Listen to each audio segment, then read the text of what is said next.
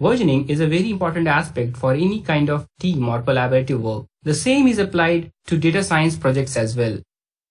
Versioning system can provide a better collaboration among the team by providing a common repository on which different team members can work together without messing things up. You can also track your changes in a better fashion, and in case you have made some major errors, you can always go back to your previous commits.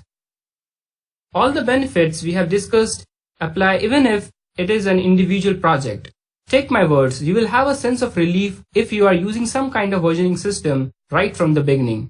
And I would highly recommend that you start using the versioning system for all of your data science projects. So which versioning system should you use for your data science project? Well, you can pick any one of your favorite. However, the most famous versioning system that is out there is Git. It is simple to use and is very powerful. And I think you should definitely spend some time learning Git. It will pay off in the long run.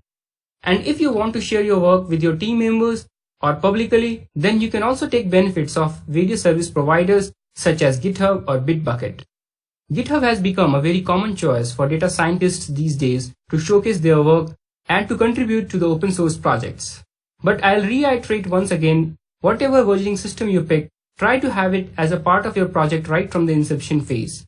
In the next clip, we will use Git to add versioning to our Titanic project. In this clip, we will add our project to a versioning system, that is Git. In this course, we will be using the Git versioning system, but you are free to use any versioning system of your choice. If you want to know more about Git, then Prul site has some great resources on Git.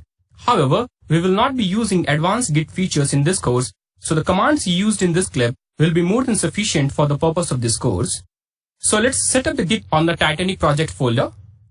Let's first make sure that we are on the Titanic project root folder. So we are in the Titanic project folder. Now, in order to initialize a Git repository, we can use the git init command. This will initialize an empty Git repository.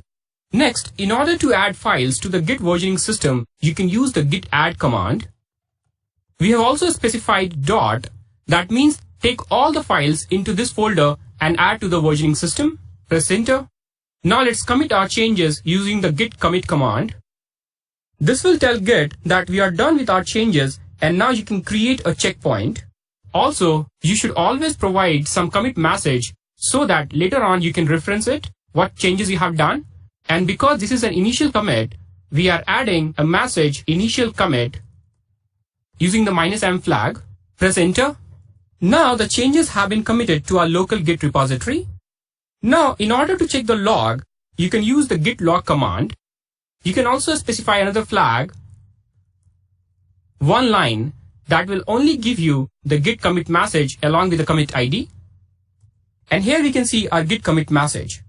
So now our project has a versioning system in place and we are all set to work on this Titanic project in the upcoming modules.